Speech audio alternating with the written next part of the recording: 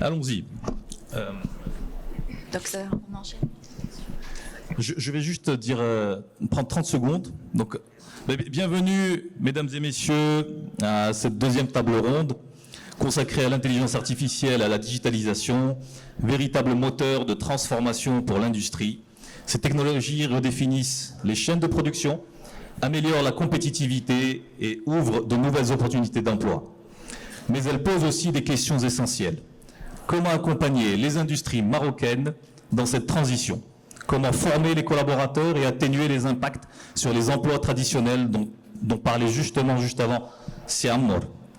Avec nos éminents intervenants, donc Si Faisal et Madame Benazzo, nous allons discuter de ces enjeux, des succès concrets déjà réalisés et des pistes pour tirer pleinement parti de cette révolution numérique dans le tissu industriel marocain. Merci encore une fois d'être resté avec nous.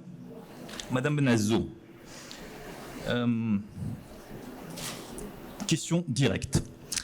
Quels sont, selon vous, les principaux impacts de l'intelligence artificielle sur l'industrie au Maroc, selon votre expérience, selon les secteurs dans lesquels traditionnellement Capgemini Engineering travaille? Alors, tout le monde a entendu parler d'intelligence artificielle. Si on n'en a pas entendu parler, c'est qu'on n'habite pas sur la planète Terre.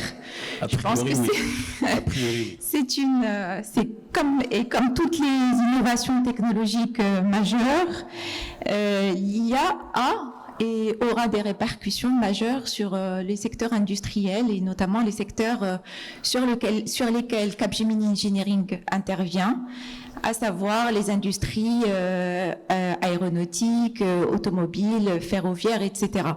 Donc là, on n'est pas dans des secteurs qui sont des secteurs traditionnellement liés à l'intelligence artificielle telle qu'on la connaît, c'est-à-dire les développements IT, mais on est au cœur du produit. Et c'est ce qui est intéressant de noter, c'est que l'intelligence artificielle a des répercussions majeures sur nos activités d'engineering, et ce dans toutes les phases, notamment en commençant par la partie développement. Donc déjà en développant les produits et notamment sur les activités de design, quand on fait les plans des véhicules, quand on fait les plans des avions, etc., ben, on fait déjà appel à l'intelligence artificielle. Et comment ça? Alors, c'est très pratique. Alors, on a tendance à croire que c'est des développements informatiques et c'est des codes, mais au fait, c'est au cœur du produit. Donc, aujourd'hui, en faisant de la conception assistée par ordinateur, ben, on utilise l'intelligence artificielle pour anticiper tous les scénarios possibles. Donc, il y a un réel gain en termes de temps, il y a un réel gain en termes de productivité et il y a un réel gain en montée en compétences de nos ingénieurs. Donc ça, c'est un premier exemple complètement pratique de cette utilisation. Le deuxième que je peux dire, c'est après qu'on ait conçu les véhicules, ben, on fait des simulations. Donc on a ce qu'on appelle, nous, toutes les simulations assistées par ordinateur. Et donc là, encore une fois, l'intelligence artificielle a permis aujourd'hui et permet à nos ingénieurs de gagner non seulement en temps, mais aussi il n'y a plus besoin de faire autant de d'essais physiques que ce qu'on faisait avant. Donc aujourd'hui, on peut faire tous les essais d'un véhicule, enfin tout, non pas tout, mais on peut faire beaucoup d'essais en utilisant l'intelligence artificielle qui nous permet d'éliminer déjà des scénarios qui ne sont pas réalisables. Et puis, donc un gain de temps, comme vous l'avez dit, extraordinaire. C'est un gain de temps et de productivité incroyable pour les constructeurs. Et on n'est qu'au début du chemin parce que plus la machine apprend et plus on a des scénarios complexes et plus on peut gagner en productivité et en temps. Et puis, on a un dernier sujet qui est majeur, c'est chez Capgemini Engineering Maroc, on a une activité industrielle et de supply chain qui sont très importantes. Et là, je ne vais pas vous apprendre que il y a une réelle transformation des processus grâce à l'intelligence artificielle. Je vais vous donner un exemple. J'aime beaucoup les exemples concrets parce que ça parle. Je ne sais pas si on laisse l'exemple pour juste après. On va voir l'industriel et je vous reviens. Bien sûr, avec plaisir. Je vous remercie, Madame Benazzo. Faisal Brada, directeur de la transformation et de l'excellence opérationnelle de Maghreb Steel, un des plus grands industriels marocains. Le sujet des initiatives spécifiques où on utilise de l'intelligence artificielle et où la digitalisation entre en jeu concrètement. Qu'est-ce que vous faites, vous, en tant que Maghreb Steel, ou qu'est-ce que vous avez fait, ou quels sont les projets sur lesquels vous travaillez? Je sais qu'il y a beaucoup de projets chez Maghreb Steel sur le sujet. Très bien, merci beaucoup, Sir Omar. Merci l'équipe organisatrice pour l'invitation. Donc, pour revenir au cas Maghreb Steel, donc nous, bien sûr, au fil des années, on a beaucoup investi et on a investi aussi dans tout ce qui est digitalisation et intégration de l'intelligence artificielle dans les processus industriels. Donc, je vais citer quelques exemples et permettez-moi, je vais parler un peu technique pour les gens qui ne sont pas très techniques et on va plonger exactement. On va essayer de plonger un peu dans la vie de l'usine. Donc, première des choses qu'on fait dans la digitalisation, c'est de la connectivité et de l'automatisation des données. C'est qu'on vient installer des capteurs sur les machines. Donc, à travers ces capteurs, on va analyser les données et ça va permettre. 4.0. Oui, c'est en déployant le MES ou bien les ERP au niveau des machines de production. Donc, ça va permettre un peu de centraliser et de mieux exploiter les données. Donc, pour tout le monde, pour l'équipe de management, ils auront accès à des tableaux de bord en temps réel et la prise de décision, elle est beaucoup plus rapide. Ça, c'est un premier exemple. Pour un deuxième exemple qui concerne la maintenance, ce qu'on appelle la predictive maintenance. Donc, ce qu'on va mettre aussi, c'est on installe des capteurs sur des machines. Ces capteurs, on va les analyser avec des algorithmes d'intelligence artificielle, ce qui va permettre de prédire la panne avant qu'elle survienne. Et là aussi, ça a un gain très important au niveau de l'industrie. Troisième initiative qu'on a déjà mis en place, c'est ce qu'on appelle la robotisation ou bien l'automatisation des tâches répétitives ou bien banales, et surtout les tâches qu'on juge dangereuses pour l'opérateur. Si Faisal, pour rester dans l'emploi, oui. Ce type d'initiative, est-ce que vous les faites en interne ou vous allez recruter des ressources en externe, au Maroc ou à l'étranger, ou vous allez plutôt faire appel à des consultants marocains ou internationaux? Comment vous travaillez? Parce que l'enjeu de tout ça, et comme a dit Monsieur le ministre tout à l'heure, c'est de faire x2 en termes d'emploi. Oui, certes, il y a une transition des rôles qui est très importante lorsqu'on parle de digitalisation, parce que les métiers d'aujourd'hui, exactement, ça c'est une question piège. Non, mais c'est important. Aujourd'hui, vu que la digitalisation aujourd'hui est une arme à double tranchant, donc on ne peut pas faire tout en interne. On essaie bien sûr d'exploiter, de former nos collaborateurs et on fait appel à des experts internationaux qui ont de l'expertise dans la matière. Okay. C'est important. Merci beaucoup. Si Mazouzi, marhaba bik. Est-ce que vous pouvez nous parler peut-être de votre entreprise et de ce que vous faites sur des sujets en lien avec l'intelligence artificielle, et puis que faites-vous concrètement avec plaisir, merci sur des sujets de transformation digitale? Donc d'abord désolé pour le retard, on est aussi exposant. Donc Salam alaikum, Walid Mazouzi, 33 ans, vice-président du groupe DBM Maroc, qui est une société marocaine dont la marque aujourd'hui Accent fête son quart de siècle, donc une marque marocaine aujourd'hui dans l'IT. Fierté marocaine, Accent. Alhamdoulilah, aujourd'hui elle est présente dans plus de 12 pays sur le continent africain, et on n'est pas seulement resté aujourd'hui sur du software, sur du hardware, pardon. Aujourd'hui, ça fait plus de 12 ans qu'on développe aujourd'hui des systèmes de plateforme aujourd'hui. Donc, on a plus de 25 universités marocaines. On a plus de 200 000 étudiants aujourd'hui connectés sur nos plateformes. Et aujourd'hui, l'idée, c'était de boucler la boucle en amenant du hard, du soft et en amenant aujourd'hui ce degré de formation. Donc, j'étais agréablement heureux et optimiste d'entendre qu'aujourd'hui on parle de ces sujets. Aujourd'hui, l'intelligence artificielle, pour nous, faut arrêter de voir la chose comme quelque chose d'assez agressif. Je pense pas qu'on sera dépassé par l'intelligence artificielle, mais une chose est sûre, c'est qu'on les gens seront dépassés par les gens qui savent utiliser cette intelligence artificielle. Et c'est à ce niveau-là où il faut vraiment se poser la question de savoir si, au niveau de la formation, on est à jour. Et pour ça, il y a deux notions que j'aurais aimé partager avec vous. La première, c'est le reskilling. Donc aujourd'hui, c'est très important d'être à jour aujourd'hui sur ces compétences. Et carrément, pour certains, aujourd'hui, on parle beaucoup. Je ne vais pas citer les chiffres au Maroc parce que je ne les connais pas, mais les chiffres en France aujourd'hui montrent que plus de 54% des gens aujourd'hui qui sont dans les entreprises sont à la limite du burn-out. Aujourd'hui, beaucoup de reconversions professionnelles et dû justement à ce manque de compétences qui nécessite ce reskilling. Et d'autre part, on a donc cette jeunesse aujourd'hui qui arrive, qui est en proie justement à être sur des problématiques de métiers futurs, qui elle a besoin non pas d'être reskillée, mais dès le début de passer par une phase d'upskilling. Donc aujourd'hui, ça intègre intègre justement des formations qui soient personnalisées, accélérées et qui puissent permettre, donc comme l'avait dit Monsieur le Président de Jadara et aussi la directrice de l'ANAPEC, c'est des choses qui aujourd'hui sont prises en main par le Maroc. Il y a des choses aujourd'hui qui sont faites et nous, avec la plus grande modestie du monde, c'est aujourd'hui d'apporter des solutions aujourd'hui locales qui permettent justement aux Marocains d'être mieux équipés, d'avoir les solutions en ligne, de pouvoir proposer des modèles pédagogiques aujourd'hui qui soient fonctionnels, donc qui ont aujourd'hui déjà fait leur bout de chemin. Aujourd'hui, c'est possible depuis plus d'une dizaine d'années d'amener des solutions offline dans des zones beaucoup plus excentrées, donc d'amener à une démocratisation de l'apprentissage. Inclusif. Oui. Inclusive, absolument. Et aujourd'hui, on a, au-delà de la diaspora marocaine qui est riche, aujourd'hui, on a des vraies connaissances et des vraies compétences nationales. Donc aujourd'hui, c'est ces compétences qu'on souhaite mettre à profit. Donc aujourd'hui, on s'est accompagné de beaucoup de mentors dans différents domaines.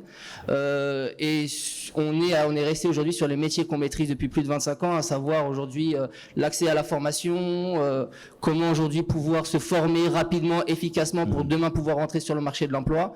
Et donc, on a lancé depuis plus de 2 mois des masterclass en ligne le dimanche et ravi de constater que les gens sont heureux de venir assister et de voir un professionnel, un expert. Je reviendrai sur les thématiques notamment de ces masterclass. Merci beaucoup.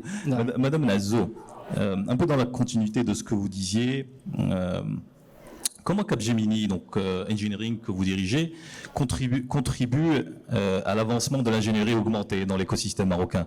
C'est un sujet on entend parler de l'ingénierie augmentée, mais qu'est-ce que c'est déjà et comment vous y contribuez?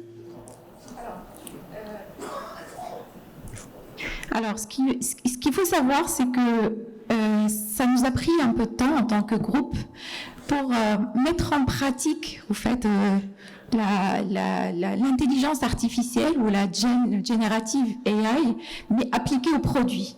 Nous, nos métiers, ce sont les voitures, les avions, encore une fois, les trains, les produits pharmaceutiques, etc., etc.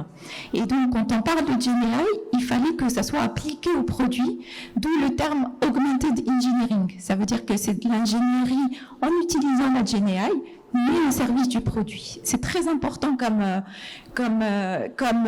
notion parce que ça nous ramène à des applications pratiques qui ont un impact sur les produits que nous produisons.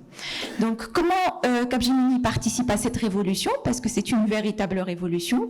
Alors, le groupe avait annoncé un investissement de 2 milliards d'euros, d'accord, pour tout ce qui est investissement sur la GenAI. Une partie de cet argent, bien sûr, est allée à l'ingénierie.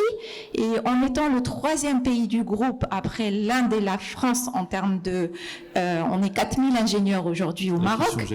Et on est l'un des centres d'expertise en automobile et en aéronautique les plus importants du groupe. Une partie de cet investissement-là est venue chez nous pour travailler sur des cas pratiques.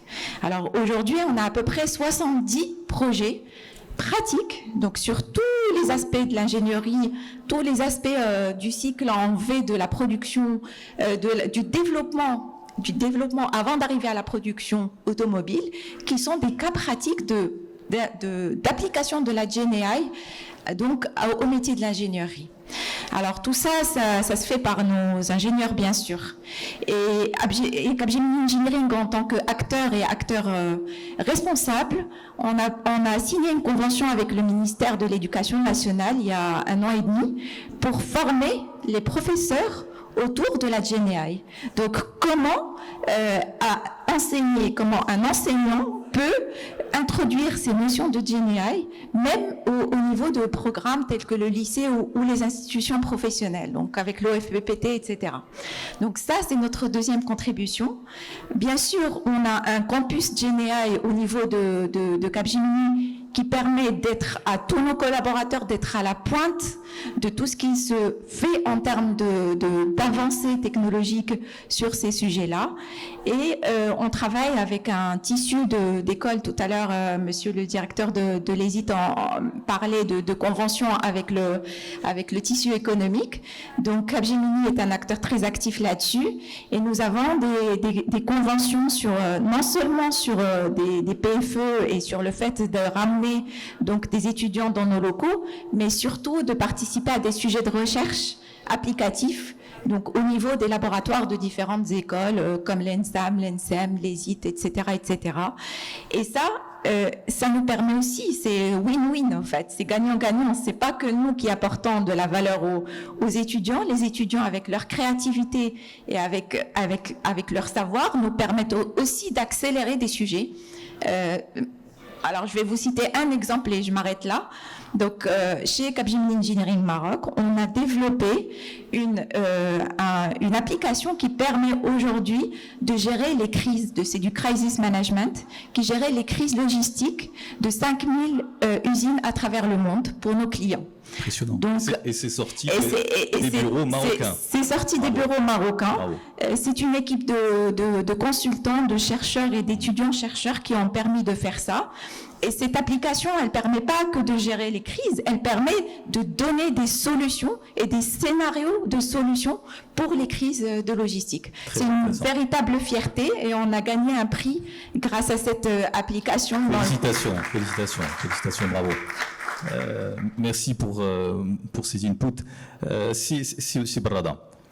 Quel bénéfice finalement, après ce que vous nous avez expliqué sur ce que vous avez fait chez Maghreb Steel, mais finalement quel bénéfice vous en avez sorti concrètement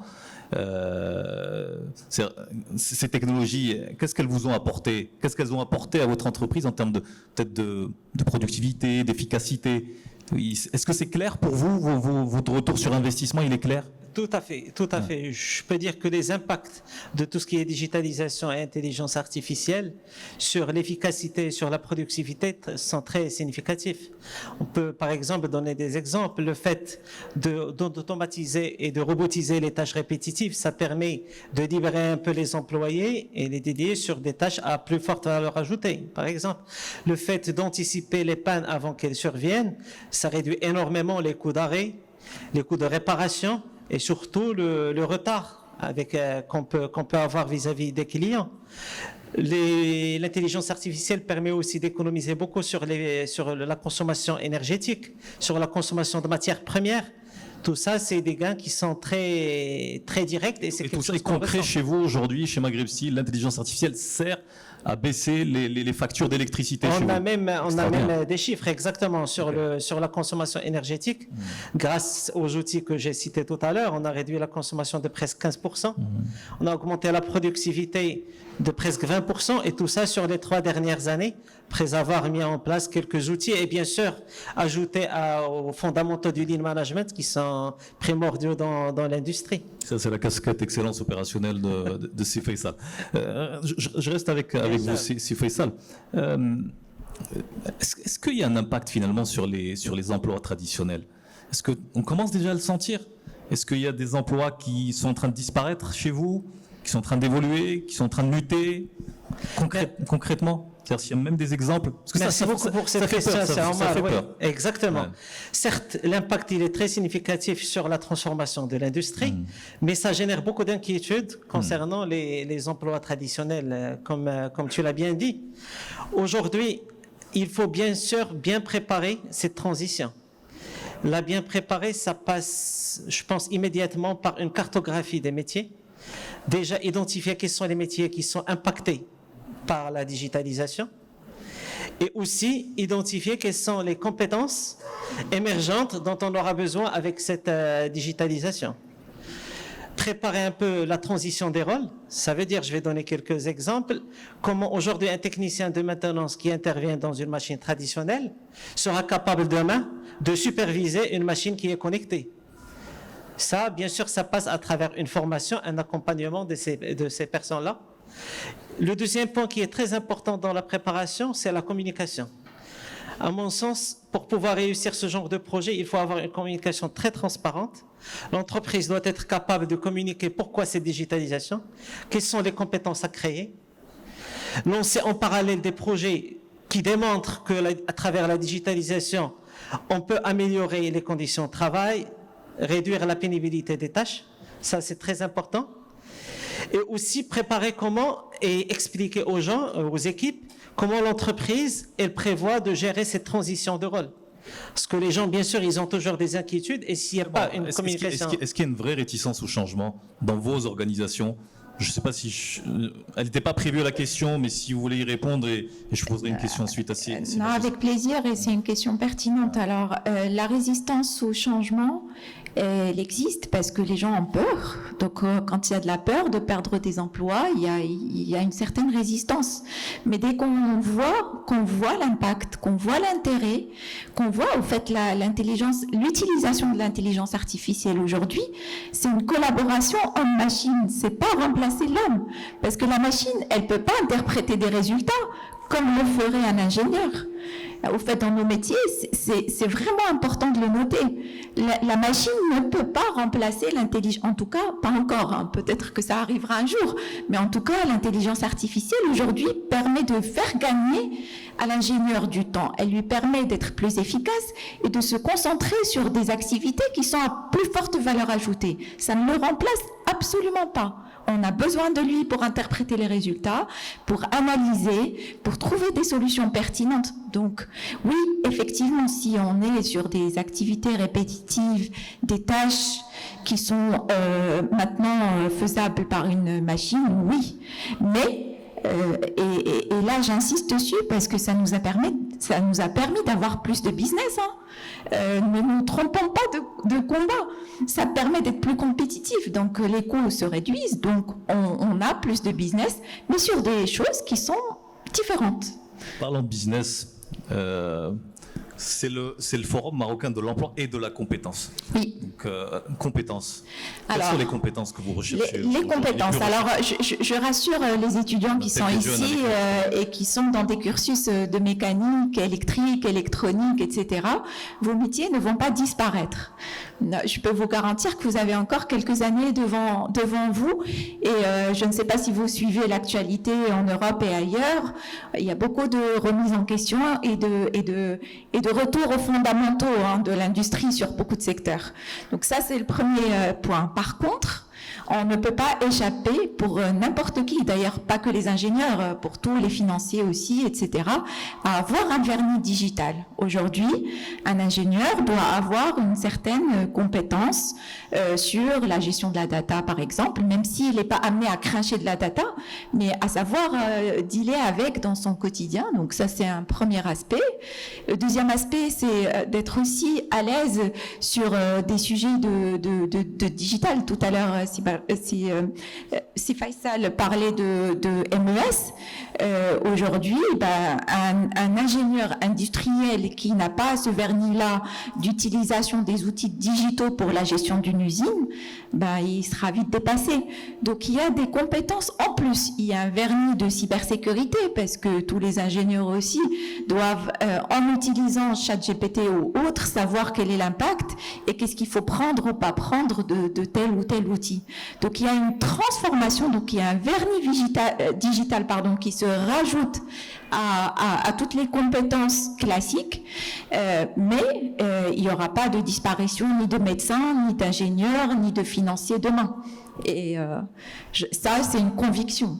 Merci beaucoup. Simazouzi, vous avez parlé de masterclass. Comment ces masterclass peuvent justement apporter une valeur ou une pierre à l'édifice de cet écosystème qui est en train de se digitaliser et puis en particulier au sujet IA?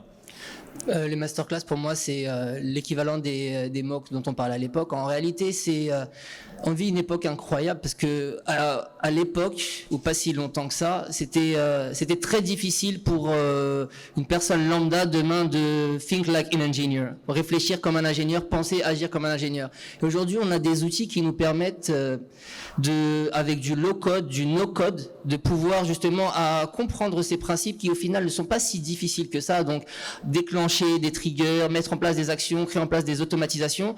Et le problème, c'est qu'aujourd'hui, dans cette époque incroyable dans laquelle on vit, aujourd'hui, on a l'accès à l'information à simplifier. C'est-à-dire que c'est très facile demain d'aller sur YouTube, de regarder des vidéos sur n'importe quelle langue, dans n'importe quel métier, dans n'importe quel univers, et de rencontrer soit un passionné, soit un expert, soit un coach, soit quelqu'un qui a dévoué énormément de temps à l'apprentissage, qui amène à cette vision déstructurer, dématérialiser, engager les gens à aller vers ces outils-là. Et justement, l'idée aujourd'hui, c'est de démystifier ces outils pour montrer aujourd'hui que c'est pas l'outil, mais plutôt la manière de comment on l'utilise. Et à travers certaines techniques, certains usages, ça permet à un homme d'affaires, un cadre, un manager, un entrepreneur de pouvoir avoir plusieurs casquettes. À l'époque, un ingénieur, un entrepreneur devait connaître l'aspect communication, comptable, marketing et devait, sans avoir beaucoup d'expérience, devoir acquérir toutes ces connaissances-là et c'était très difficile. Aujourd'hui, il y a la possibilité, par des moyens rapides, de pouvoir rapidement mettre en place des automatismes. Et c'est ces automatismes qui permettent aujourd'hui justement de gagner du temps, ou plutôt d'économiser ce temps pour réfléchir à autre chose. Vous formez, vous, les gens à ça, c'est ça? Nous, aujourd'hui, on a démarré... de masterclass, c'est ça? Oui, aujourd'hui, nous, on a des experts aujourd'hui, et on forme aujourd'hui sur les nouveaux métiers, principalement dans le digital. Il y a un sujet dont vous avez parlé tout à l'heure, c'est l'inclusion. Ouais. Comment vous êtes inclusif? Et comment on fait pour apporter ou faciliter finalement cet apprentissage aux gens qui sont les plus éloignés ou qui sont pas connectés, comme vous l'avez dit? Je reviens sur le parcours de l'entreprise. Donc c'est une marque déjà qui a plus de 30 ans. Et aujourd'hui, 30 ans. Donc quand on parlait des NTIC, des nouveaux matériels, à la base, il y a 30 ans, le problème c'était déjà d'avoir l'outil et d'avoir cette connectivité Internet. Aujourd'hui, la connectivité Internet, c'est encore une problématique au Maroc, malgré qu'aujourd'hui on ait la fibre et qu'on ait la 5G. C'est encore une problématique aujourd'hui au Maroc de pouvoir avoir un outil. Aujourd'hui, par exemple, si on parle d'intelligence artificielle, c'est des outils aujourd'hui qui réellement, si je dois donner un exemple de Hugging Face, qui est une start-up française évaluée à plus de 4 milliards, qui rapidement aujourd'hui a mis en place des modèles LMS déjà entraînés que n'importe qui peut récupérer et travailler là-dessus. Donc déjà aujourd'hui, il n'y a pas besoin d'avoir des serveurs avec des GPU, des choses puissantes qui demandent énormément d'argent. Donc l'idée aujourd'hui, c'est de pouvoir aujourd'hui s'appuyer sur des outils déjà nécessaires. Nous, quand on a démarré, il n'y avait pas forcément l'infrastructure, il n'y avait pas forcément aujourd'hui l'accès aux ressources. Et le plus important pour nous, vraiment le nerf de la guerre, ça reste la formation. Donc aujourd'hui, aller vers des régions les plus excentrées, aujourd'hui la technologie permet ça. Donc aujourd'hui, il y a des outils aujourd'hui décentralisés avec des solutions locales, offline, qui permettent demain d'embarquer des ressources et des solutions pour pouvoir être divulguées à un plus grand nombre. Et au-delà de la divulgation, on peut aussi contrôler et annexer, par exemple, des suivis, des quiz, des examens, de la personnalisation pour mieux comprendre l'individu. Et justement, aujourd'hui, plus on avance aujourd'hui dans l'intelligence artificielle et dans ces nouveaux outils, dans cet univers, plus on se rend compte qu'au final, c'est la singularité d'un individu qui va faire sa vraie richesse. À l'époque, on parlait beaucoup des hard skills et des soft skills. Je pense aujourd'hui, c'est les mentalités qui changent. On parle de mindset, on parle de social-emotional skills. Aujourd'hui, le PDG de Microsoft lui-même, qui est un acteur très influent, dit qu'aujourd'hui, le diplôme n'a plus aucune importance et qu'on se réfère surtout aux compétences humaines, sociales et psychologiques de l'individu. Ça tombe bien, le titre de la journée, c'est Forum de l'emploi et de la compétence. Merci beaucoup, merci à vous. Est-ce que vous souhaitez un dernier mot, peut-être, si on a oublié un sujet, ou on clôt? Alors, juste un dernier mot pour rester sur une note positive. Au fait, faut pas oublier. On a compris, les métiers ne vont pas disparaître. Non, c'est autre chose. Je suis sûre que ça a été dit ce matin par Monsieur le Ministre, parce que c'est quelque chose qui lui tient à cœur. Au fait, toute la productivité qui est réalisée grâce à l'intelligence artificielle et à la GenAI, ça permet aux entreprises d'avoir plus de moyens d'investir et de pouvoir créer un cercle vertueux qui est celui de l'investissement et de la création de valeur. Donc, c'est pour l'entreprise un outil extraordinaire aussi de développement. Et n'oublions pas, et je finirai sur ça, que dans un monde aussi qui est un monde, vous avez sûrement entendu parler d'un monde VUCA, mais c'est un monde avec beaucoup d'incertitudes, les cycles se raccourcissent, donc il faut suivre son temps. Donc même si on est à un moment dubitatif, si on n'est pas dedans, on sera dehors et ça n'a aucun intérêt. Donc l'objectif est tous ensemble. Exactement. Merci beaucoup. Si vous avez un dernier mot, peut-être. Oui, peut-être une seule phrase, et surtout dans le thème de la digitalisation, où est-ce qu'on est. Certes, la digitalisation, l'intelligence artificielle, c'est une transformation du processus industriel, mais c'est aussi un changement culturel et très important et qui met l'être humain au centre. Je suis très heureux que tu finisses avec ça, parce que le prochain panel, on va parler d'université, on va parler d'école d'ingénieurs, et donc c'est exactement, tu me tends la perche, hein. Il n'y a que c'est petit. Mon dernier 30 mot, secondes, s'il vous plaît. Ouais, pas de problème. Mon dernier mot, ce serait déjà, j'ai la chance d'être assis avec deux grands groupes aujourd'hui. L'idée aujourd'hui, c'est, j'aimerais dire une dernière chose pour conclure. C'est aujourd'hui le tissu marocain est aussi fait de 90% de TPE, PME marocaines. Clairement. Et c'est à eux aujourd'hui que aujourd'hui des sociétés qui sont déjà très établies ont la possibilité aujourd'hui de mettre en place des process et des tests qui sont des fois très longs et qui demandent beaucoup de R&D. Aujourd'hui, grâce à cette intelligence artificielle, grâce aujourd'hui à des belles têtes bien formées, on a la possibilité aujourd'hui de mettre en place dans des petites entreprises ou dans des toutes petites entreprises des moyens qui leur permettent d'optimiser, d'avoir des KPI, de pouvoir générer des données qu'ils ne pouvaient pas avant. Et sans la maîtrise de ces données, ils étaient dans l'incapacité aujourd'hui de savoir s'ils allaient dans la bonne direction ou non. Donc c'est aussi très bien aujourd'hui de pouvoir avoir redistribué les cartes. Et ces outils-là, demain, on peut pas passer à côté, comme je le disais, sinon on est à l'alphabet si on n'utilise pas l'outil. Et la maîtrise de cet outil aujourd'hui permet à n'importe qui soit petit ou grand, de pouvoir. Merci beaucoup. Merci madame. Merci messieurs. Merci. Allez.